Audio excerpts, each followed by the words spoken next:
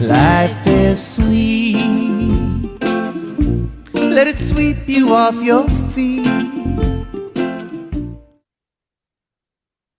Hi, this is Allie and Find Your Joy. Please remember to like and subscribe. This is going to be fun. So we were just chatting on our last episode about herbs and health and all that kind of stuff. But while we were chatting, I was remembering that, I'd like to introduce my dear friend and woman extraordinaire of knowing about many things, Chérie Burgess. Welcome. Thank you for having me. Oh, yes. You're very welcome. Thanks for hanging out with me because this is fun. Thanks for having me on really short notice. Yeah. I know. I know. Welcome to the world of being a friend with Allie. Wait, I just really need to do a podcast today, but I want it to be something super interesting. So here's my list of people. Okay, Chérie, you're up. So we were chatting last time we were talking about herbs and health and ways of doing things and canning and different ways of doing food and stuff, sort of got into it. And then it made me think about, okay, so true story.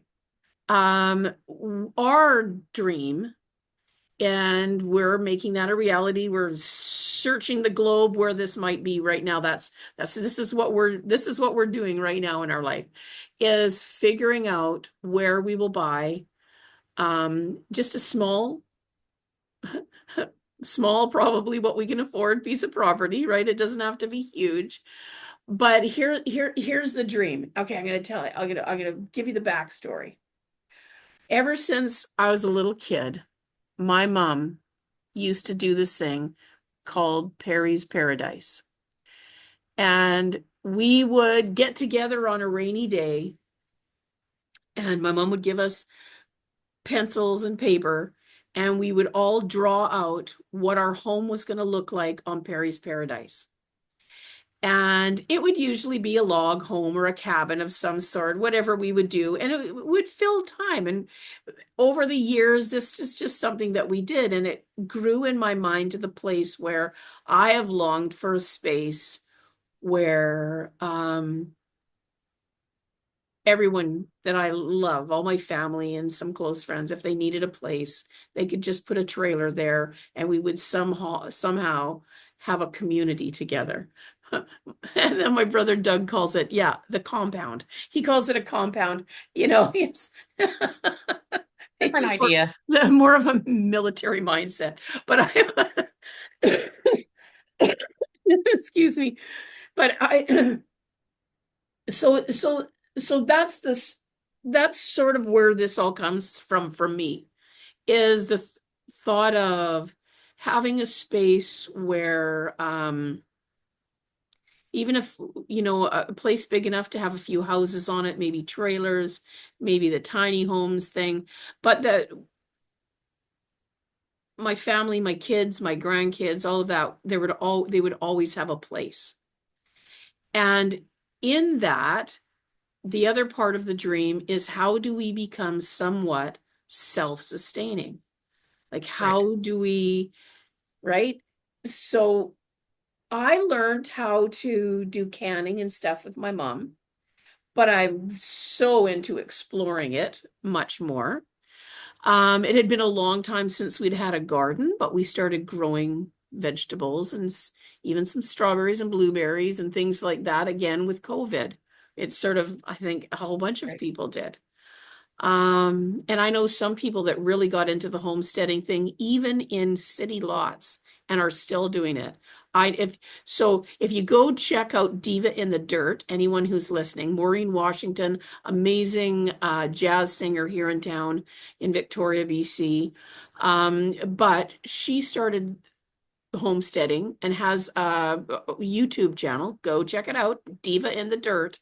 And she ended up they grow pretty much all their own food now. And she lives in just a large city lot. So we're probably talking maybe at the most 10,000 square feet, like not even a quarter acre.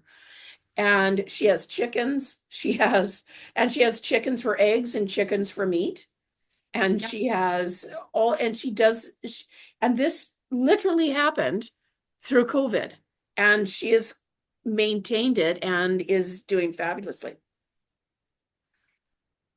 But Yeah, that you and sounds your great. family are already doing it and have been for some time now. Yeah, my husband invited me to come out into the woods and build a fort. So that's kind of how this got started. We were just, rattling around in our house and the kids had gone off to school and we just thought, why are we keeping this big house for when we don't really need it? So, um, homesteading and kind of minimalism sort of Yeah. became kind of a natural progression in our life together. And it's we've been here, I think it's 6 years now. We have 1 acre. Um, and yeah, it's become a great big laboratory where we're just experimenting on things. Like we've tried garden boxes in different parts of the yard, and we've got solar panels up and just trying different things and wanting to be more in control of the food that we consume. And I think COVID was an excellent focal point for a lot of people where you went, well, okay, so if the logistics breaks down and we can't get what we need, what can we do What about it, can we right? do? Like, I mean, the great toilet paper conundrum of 2020, right? Right. Um, Do you know what? I didn't even know that was really a thing until I went to go buy toilet paper one day. And I was like, and they were like looking at me, and I'm like, because my mom raised me to always have lots of toilet paper. So I wasn't hoarding it. We just always, it was the thing. Whenever yeah, there's toilet paper on sale, you buy it. But then it was, so anyways, I won't go too far into the toilet paper thing, but yeah, there was a whole bunch of things that happened around that that showed if I already kind of knew because my brother is like, and he raised his kids. They're like mountain kids, man, right? You could drop them off anywhere. Like they're adults. I say kids, but they're adults now, right? But you could drop them off anywhere and they would thrive. They wouldn't just survive. They would know how to fish and how to hunt, what's poisonous, what's not, what you could eat. They would know how to, you know, slaughter and clean the animal. They would know how to do everything. And I thought, basically, most of us who are, city kind of folk, we are so dependent on the grocery store. And it would take a very short order for that to break down. And I'll tell you, I remember when two things that occurred. Um, One, it happened in Kelowna. It was around the COVID time. I can't remember exactly what year this was, but there was floods on the Highway 1, and there was no trucks going to be able to get into Kelowna. And that happened, and within about an hour or two, their grocery stores stripped. were Yeah, stripped. People who had the capacity to buy in bulk went and did that thing. yeah, And, I have a whole philosophy around if that should be allowed, first of all. yeah. But that's kind of the mentality. So and then I thought too, like, the Mormons or Latter-day Saints or whatever, however, they have a really cool thing, right? Like they have this thing where their belief is that you should, or they used to, that every person, every family should have enough money, food, everything, that if anything happened, they could last a year without a job or anything.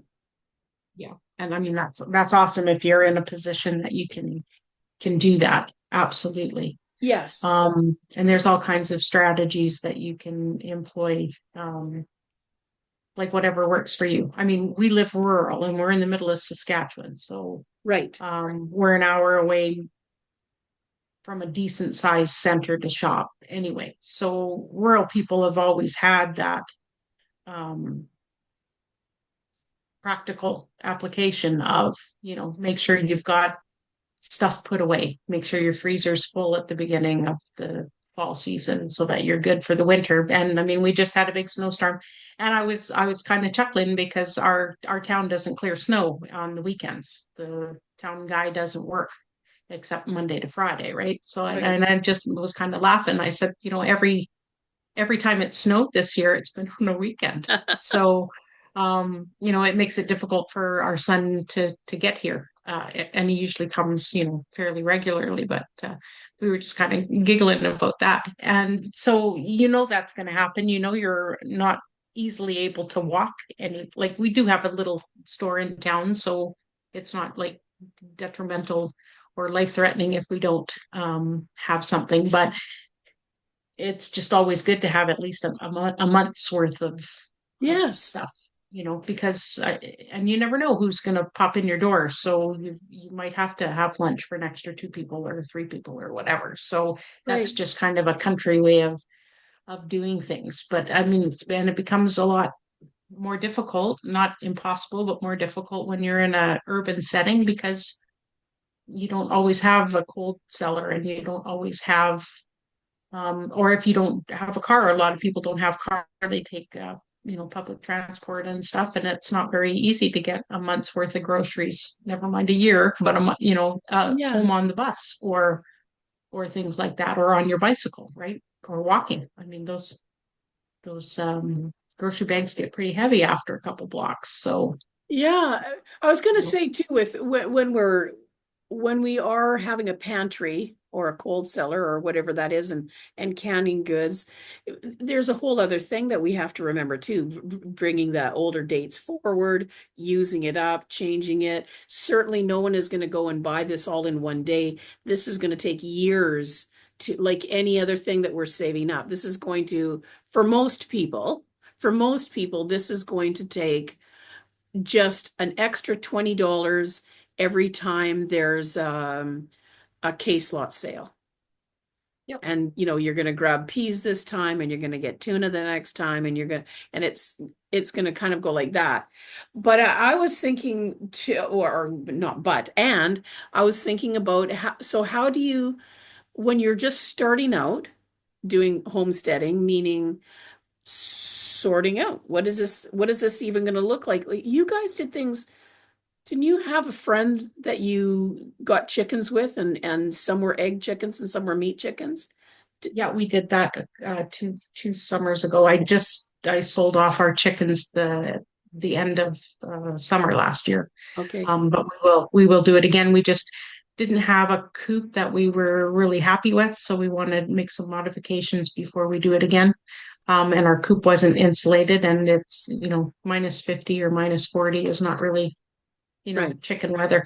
So we've had to stop and retool. But um, yeah, that the meat chickens and the eggs were wonderful. And then I had a period of time where I wasn't people weren't asking for eggs so much, so I had a real backlog. So I learned how to do water glassing, What's which that? is What? I've never even heard of this before. ooh, yeah, I know. Well, Google is a wonderful thing, and there's lots of websites and stuff that you can just type in things and it will give you ideas, which is exactly how I found out about this water glassing, which is a very ancestral way of storing eggs that you for a rainy day, I guess. But yeah, you have a jar and you use spring water and you put your clean eggs in this jar and then you add pickling lime and that preserves them for I think it's up to 2 years. And I yeah, never heard and of this before. well, when you have too many eggs and you can't bake or make noodles fast enough, you have to figure out something, which is what I did. And I've got a few jars downstairs that are from last fall.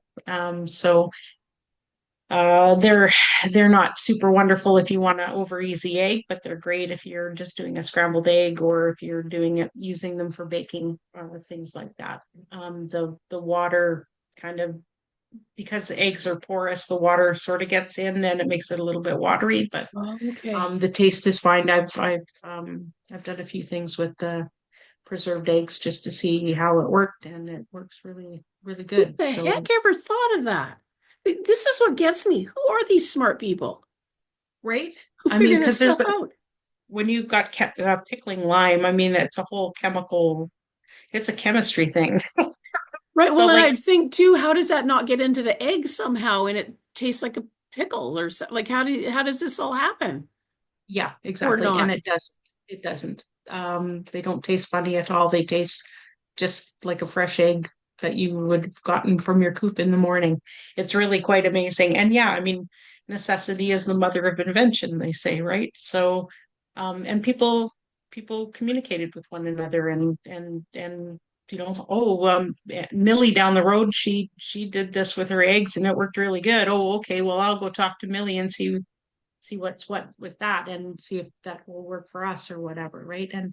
And that's how a lot of stuff was passed down, not just in your family but in your community, and that Right. that builds your community too. Because I mean, I've had a few people around our area that are like, water lasting, what's that? And I'm like, well, this is what it is, and it works, and so I mean, one person can make a ripple for sure, and And that's to the part of it, benefit of right? every. Sorry, but yeah, that's part of it too. And I think, well, I shouldn't. It used to just be the way that it always was. Like certainly when I was growing up, and I didn't grow up on a farm. Most of our cousins did, and so I we spent summers there and things. But when your parents grow up on farms and then you live, it used to be, and I don't know, I shouldn't say I don't no place I've lived in a very long time do we all neighbors all know each other, and that Right. we do Yeah. things all together, and it just hasn't been that way in my life anyways for a very long time. We live in a rather isolated spot, but even amongst the friends that we have, we notice that's not happening. And I think that's another part of it, just the whole idea of community and sharing. And so what kind of started with, um,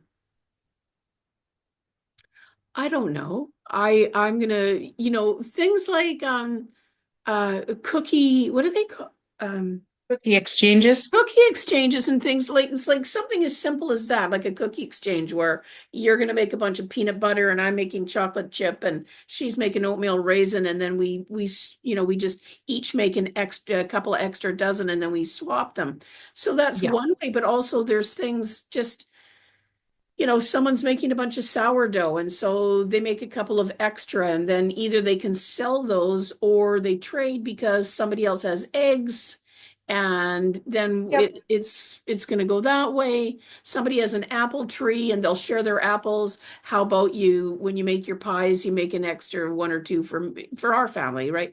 And Right. the way that it used to be trading and people working it out together, I guess that's part of homesteading, really, isn't it? It's part of how we learn to cooperate and have community. Yeah, and it is a mindset, and things are more labor intensive. Like, it takes longer to make 6 jars of pickles than it does to go to Walmart and buy Right. 6 jars of pickles, right? So there is, you know, the gardening, the weeding, the watering, that kind of thing. So you can't do everything, right? Right. And I mean, I don't know, when you grow up, we go visit people's houses. I mean, that was the major entertainment was Yes. going to friends' houses and stuff like that, right? The Yes. kids played with each other and got out of the parents' hair for a little bit, and then they played cards or whatever, or visited or whatever. And it's just the many hands make light work thing, right? And I think my point with going to different people's places is that there was always something the missus did that was like, oh, she always has carrot cake, or they always have Right. chocolate bars, or this person has these cookies and they're really good. Like, so you take the specialties of everybody Yes. and then everybody benefits, because there's always something that you can do that somebody else maybe doesn't do as well, right? Or, Right. you know, and I mean, the days gone by, the women hoarded their recipes. They kept them real close to their chest, They right? And did, that's right. if you did get it, it was missing something. It wasn't quite the way it was, She may right? have forgotten that one secret Yeah. ingredient. Oh, I meant, yeah, the blueberry muffins, and I forgot to tell you about the blueberries, but thing, right? So, um, and two, like if I've got an apple tree, but you've got a Saskatoon bush, and so, or I've got rhubarb, and you've got raspberries, or whatever. Like, and you can't have all of it like that right at the Right. beginning if you're starting to homestead, right? It takes a while to get a raspberry bush or canes growing and then rotating through because they only last for a couple of years and then they have to be replaced and things like that. And So I mean you learning can't, all of that. yeah, and just the establishment of knowing that, you know, you can have asparagus, but you can't pick any for like you're not going to eat them for 3 years, like 3 years, for 3 seasons, right? So it kind of it breeds a little bit of cooperation. Like, okay, you know, like I got a deal going this fall. I'm going to go to a lady's place and three of us women are gonna do some canning. Nice. Because I have not had that experience at home. My mom was quite a bit older, and my older sisters were in the city and didn't do that kind of stuff. So there wasn't the canning going on in our home, um, like it did in other people's places. So I'm going to go and Oh, hang it's out with so you. fun. I miss it. I would like to, it's when I used to do it with my mom and my auntie, we would, we would sit, we would be laughing and talking and peeling and slicing and dicing and talking, and then there would just be a sea of jars made, and then we would sit around and play cards and wait Right. for pop, pop, pop, pop, pop, pop, pop, pop, as they all, because if you have three of you or so working on it, I mean, literally there can be like, 100 or so jars. Like you can do a lot of work. Yeah. And yeah, And beneficial for everyone. Like I'm the young person trying to learn how this all works. Like I've done canning on my own, and it kind of sucks actually, for me because I'm a yacker. So it's not a social thing for me, and therefore it's work, right? yes, But these ladies are older, so their hands are a little bit stiffer and their stamina's not as much as it was when they were in their 30s, so they benefit because they've got free labor, and I benefit because I'm in a living library and I'm learning, right? yes, absolutely. So that's, and those skills are not as common as they used to be. I mean, everybody canned when my mom was a kid, like Everybody everybody. did when I was a kid. I mean, well, I'm 65, but everybody did. And my mom would, oh, here's the other thing with canning, especially if you're not doing it as really all the time, you're sort of used to it. So here's the thing with canning. You're driving down the road, you happen to see, oh my gosh, look at that great deal on pickling cukes. And so I was really great at that's a great idea. Sure, let's pick those up. And then now we're going home and we're doing it. I just wanted to go home. And then I had to learn no, Yeah. because if you wait till tomorrow, they're going to be softer and it's not going to be as good. So that's the other thing. It's like driving from here and going up into the interior or into the Okanagan and buying peaches or something. Now you have to drive home and now you're going to be canning for the next couple of days. So it's you have to make space for it. You have to remember about it. It's a lot of work. You're going to do this. Some of the batches might not turn out. There's like all these things that can happen, and it's like, but once you learn how to do it, Yeah. And and then you it can get creative with it, right? yes, So, well, like my mom's favorite, well, famous pickles were green tomato pickles, which very few people that I talked to actually have even heard of. But when Wow. you're taking the garden off in the fall, there are a lot of green tomatoes, and you can't keep them all and wait for them to turn red because they have to be in a dark place, and then you forget, oh, I'm out of sight, out of mind, right? So Yes. my mom made green tomato pickles, and they are just wonderful for eating with meat and like cold meats I've and never stuff heard of like them that, right? before. Yeah, and they're so like I when I was expecting my first baby, I actually made some because I just that was part of my nesting, I guess. Yes, yes. Getting ready, right? So yeah, and I just absolutely love them, but and you can't go to anywhere and get them. Like even a Right, farmer's because market, you may not ever be able to find them, right? So it became a thing for me that I had to have this. I don't know if it was a craving per se, but it was just a very visceral need for me to yeah. connect with my mom who had passed already, and that was just something that I wanted to do. But and that just probably came up, I'm assuming, as with most things, from necessity. Like, oh my God, what are we going to do with What are all we of this? Yeah, Whatever, because right? you can't just toss it. It doesn't, it's No. this is how you're actually feeding your family. We we And the found old people never throw anything out, right? no, they They don't. They're figured it out. so good at that. They're so good at Well, they couldn't afford it. It was like saving money. yes. Yes, So and it is that. And we live in a very throwaway society, instant gratification, now. And it's sort of I'll tell you what, so a couple of years ago we came across in a box of stuff and found my mom's bread and butter pickle recipe. So right? basically Yes. yum pickles, right? Yeah. And so what's really funny is I'm so excited and we're gonna make these and we decided to make extra jars to give some to my brothers for Christmas presents to surprise them with mom's pickles, right? Like it would be, Yeah. and How so wonderful. it was, yeah, and everybody is so happy. And we just are finishing the last jar now, and I can't wait for to make some more. But when we went to do, so this recipe uses an enormous amount of sugar. Like I don't know, like I don't know remember off the top of my head, but 2 or 4 cups or whatever, a lot of sugar, right? And so there's me, right? And I'm saying to David, okay, well, I'm kind of guessing that we could use a lot less sugar.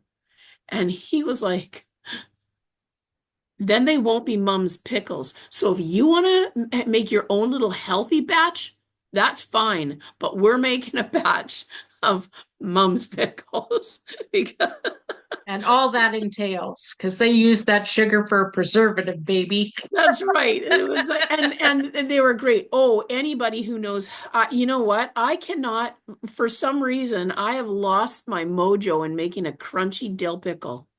So if your wonderful ladies know how to make crunchy, like really crunchy dill pickles, I would really appreciate that information because if I have one more squishy batch of dill pickles, That's so unsatisfying. it's awful. It's just, and I'm eating them and I'm just like, Pressing. whoa, whoa, they're gross.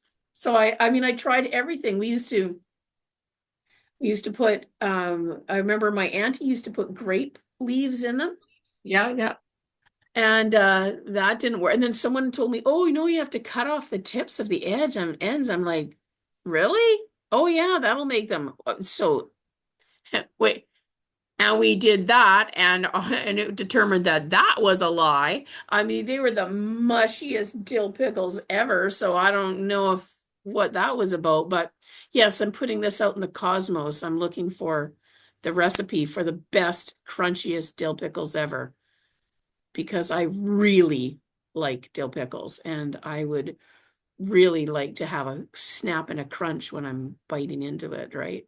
Yeah, So you've for got sure. an acre and what does it look like in your first couple of years when you've decided you're going to do something with it? You're going to do a little homesteading with this acre. How did you start that? What did that look like? Oh gosh. Well, it's clearing out spaces Right.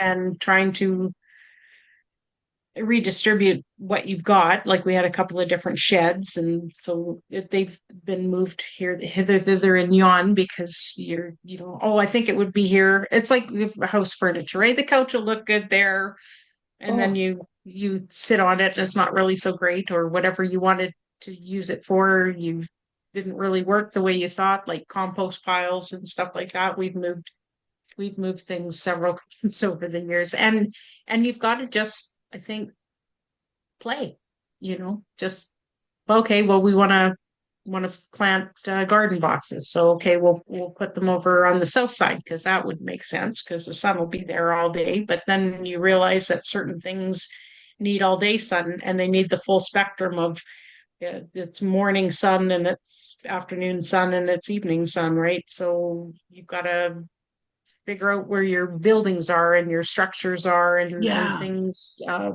for sun, right?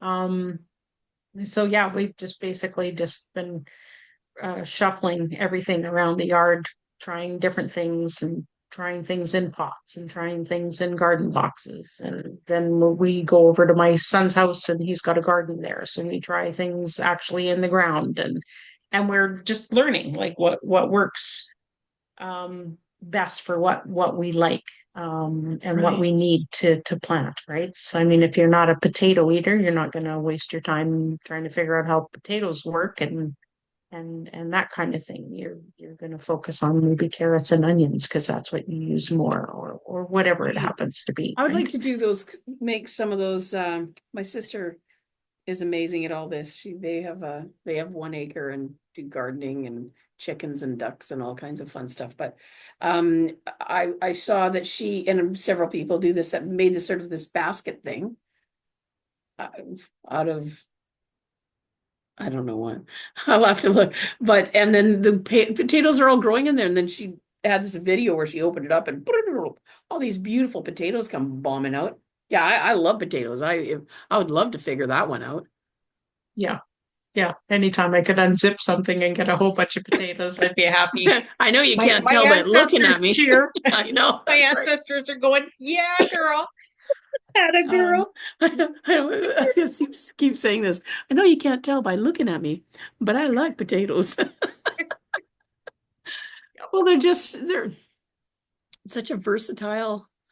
I love Yeah, stews. I love soups. I love all the things that you can do with them. So yeah, that I mean, it's just a great. So okay, so you started figuring out slowly. It took a few yeah. years to figure out just maybe where you would put things, and I guess you find out where the sun hits them best. And you're in Saskatchewan, so you have limited Season. months Yeah, in the year where there's like I'm in Victoria, so I mean literally yeah.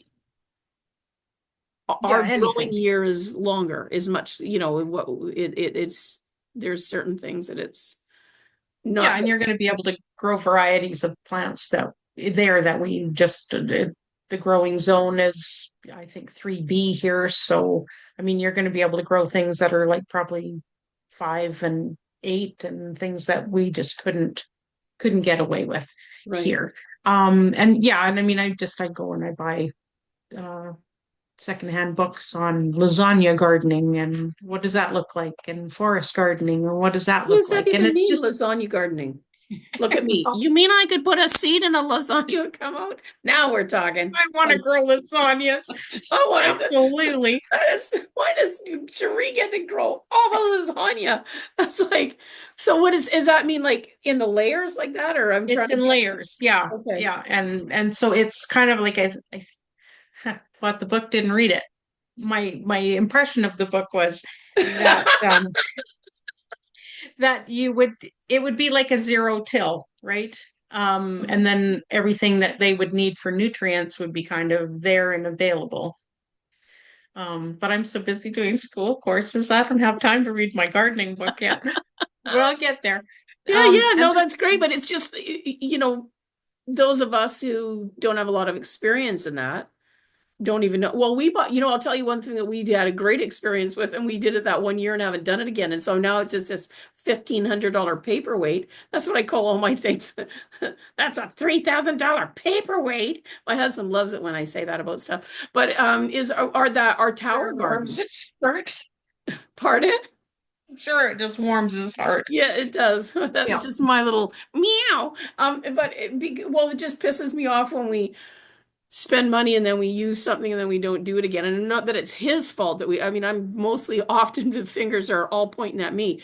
But like the tower garden is awesome. And then we used it one year, but we had it outside and it got bug infested. And then I got pissed off about that. And then trying to find a place because our home is quite small and there's not a lot of places to put it. And it's sizable and things. But that is a brilliant, I would tell anybody that is a really good investment. Make sure you have a space for it. And we all summer, I just would go out and pick fresh. I love Swiss chard. I love spinach. And I would go, my friend that I bought it through, she sells them. She has like 4 or 5 or something, and she has like 1 or 2 dedicated to strawberries. She loves Nice. strawberries and she just grows strawberries constantly out of this thing. Right. I Yeah, would we make have more one money. too. I think we've used it twice, but I mean, you need Yeah. a space Yes. that you can control the moisture on too. And it's quite loud, I This I found. was So going to you don't say the want it, sound. yeah, so you're not going to want it in your living room if you're trying to watch TV or read a book or whatever. Yes, it's gonna be like a place that has a room or in the basement or somewhere. And we got all the stuff. We paid the extra to have the lighting and the insulation and have never used that part. So this year we're going to do this again and we're going to figure out a space where we'll put it. I won't put it outside because, well, although in that year everything got infested with earwigs of all things. Everything, Oh, our outside garden and our tower garden, everything just got so infested. oh Now, in well. other years that hasn't happened, but it turned me off of ever wanting to have my tower garden outside. Yeah. Yeah, fair enough. Yeah. Yeah, And but yeah, and a lot of it is just trial and error. Like, like we got the chickens and I'd never had chickens before. And meat chickens are a little bit different than the laying hens, but so yeah, I mean, you're constantly, learning. And thank for like things like Facebook. You have this Ask Chicken page that you can belong to, and you put your questions in there and glean that practical, not just theoretical information from people that actually have done this before, right? right. And Like like what you breeds? said, where you live. Oh, wait, sorry, I didn't mean to cut you off there. What were you going to say? No, no, that's fine. I'm just, because what works in Alberta doesn't work in Saskatchewan, might not work in Ontario. Like you've got to kind of find people that will say, "Oh, I know the book says you can't raise this type of breed, but as long as you've got a good insulated coop, we've had them for years and they thrive, right? Like you're not going to get that from a book, and you're not, Right. and it's heartbreaking to bring a being to your place and then not and then have lose the bird because you didn't understand that it was pretty but not practical. So Yeah, like and there's right, exactly. This is a living thing. So whether you're going to have it for meat later, at minimum, we need to be really kind with it when it's alive. And absolutely. yes, people who don't understand things like you're saying, making sure this animal is warm, making sure it's dry, making sure it's well fed, making sure it's kept clean where it is. I mean, there's a lot of work in chickens. I haven't had Yes. chickens, but I've had friends who've had chickens, and I've seen that, okay, they're not just cute pecking around. And then there's predators. Chickens and ducks, lots of predators. And so how are we going to protect them? Because if you're going to purchase an animal and shove it into a place where there are predators, then, you're probably going to find out the hard way, right? I mean, because I've lived on farms before and I know that there's been some I'm not gonna, don't need to talk about it here, but like there's just the reality of living in a more rural area where Yep. there are predators, there's coyotes, there's wolves, there's cougars, like I'm in because I'm in BC, right? But Foxes, neighbors' foxes, dogs. hawks, Yeah. eagles, Yep. like where we live, there is no shortage of things that if you're going to have an animal, you need to be mindful of how to protect it. Yep. Because whether Exactly. you're having it as a pet or to provide food for you or whatever it is.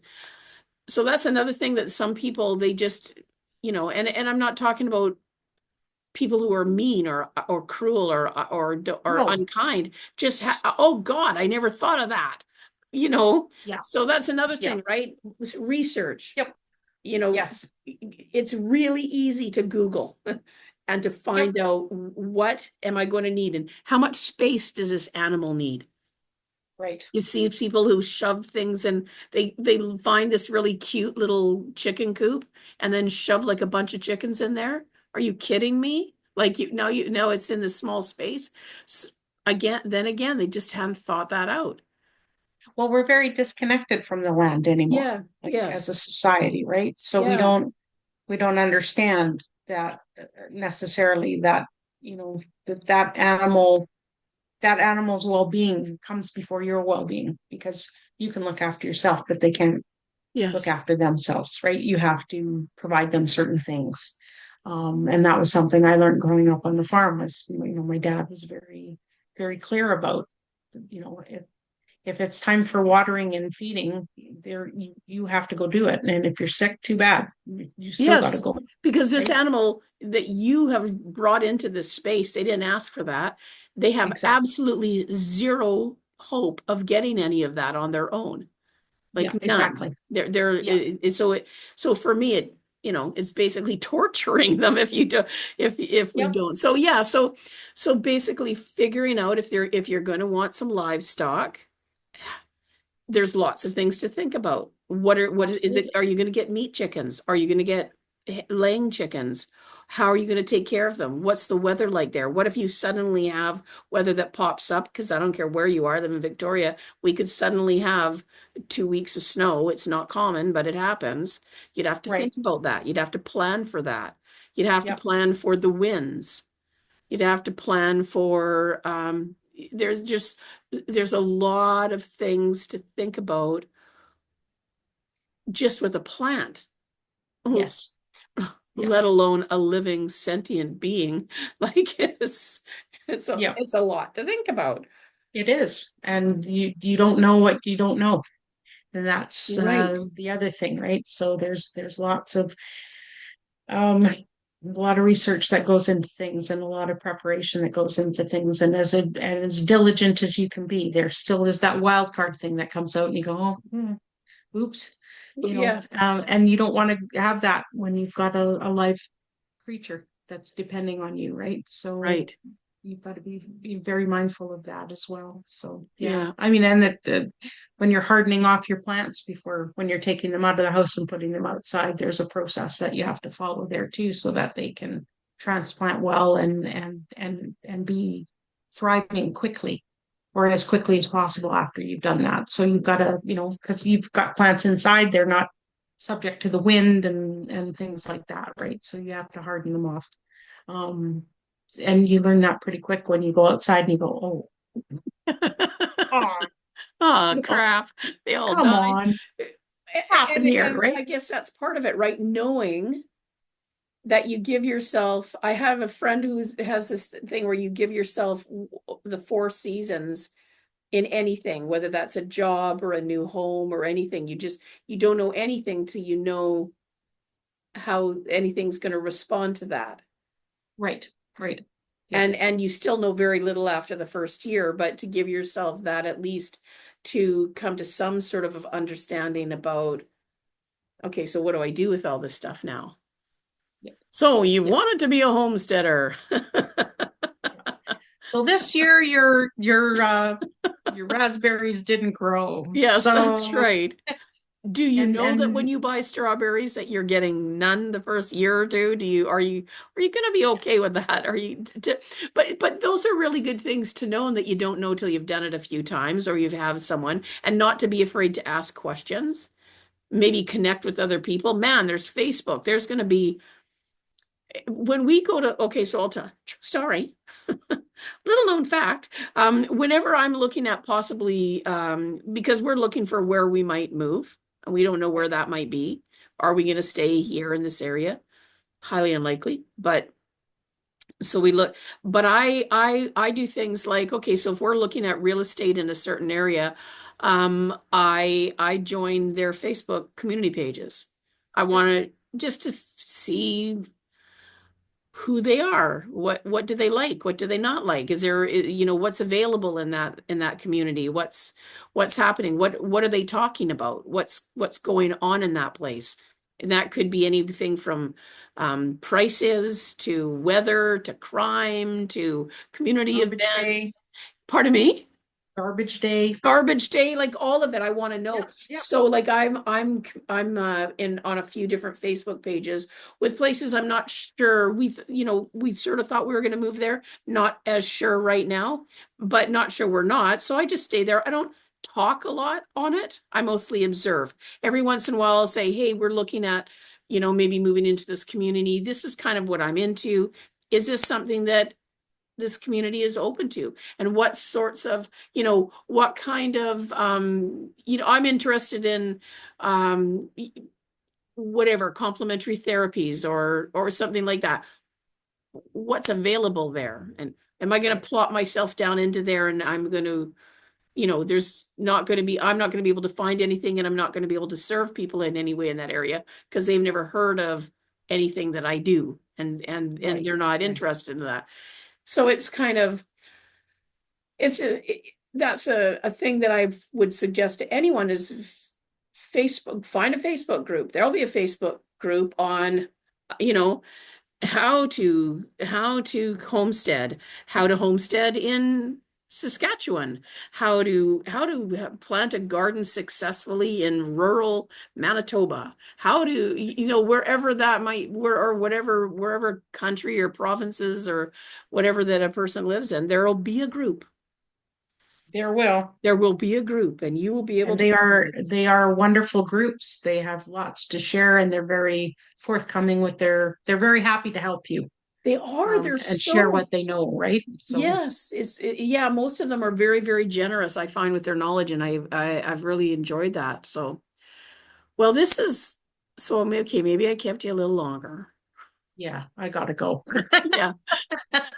So thank you so much. I appreciate you for many reasons, and this is one of them. And thanks for sharing the wonder that is you. Well, thanks for giving me the opportunity. It's always fun to chat with you. I always enjoy it. Thank you. So this is Allie. Again, thanks to Chérie and to everyone listening. I hope you learned some stuff. I did. I always do when Cherie's around. She's a smarty pants. Whether you like it or not. That's right. Well, you take good care, know that you're loved, and do find your joy. And remember to like and subscribe. Thanks so much for joining me today. If you found a piece of your joy in this episode, I would love to hear about what came up for you so that we can continue to grow the impact of this show. Thanks again. See you soon. And remember, find your joy.